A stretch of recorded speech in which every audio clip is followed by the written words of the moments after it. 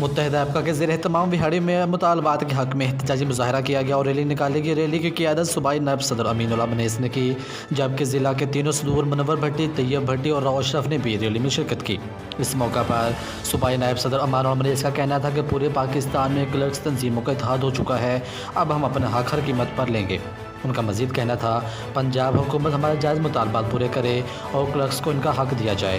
صدر ایپکا منور بھٹی کا کہنا تھا کہ اگر چارٹر آف ڈیمانڈ کے مطابق سیکریٹریٹ کے مطابق تنخواہ، ریٹائرمنٹ پر انشورنس، ہاؤس رینٹ وفاق کے برابر کیا جائے، مطالبات نہ مانیں گے تو احتجاج کا دائرہ پورے ملک میں پھیلا دیا جائے گا۔ پیر محمود تابش کا کہنا تھا کہ مطالبات منظور نہ کیا گیا تو 10 فروری کو اسلام آباد کی طرف لانگ مارچ کریں گے اور اپنے مطالبات پورے ہونے کے بعد ہی واپسی ہوگی۔ ایپکا ملازمین نے حکومت کے خلاف شدید نعرے بازی بھی کی۔ مزید خبروں اور تفصیلات کے لیے دیکھتے رہیے آسمان لائیو نیوز HD۔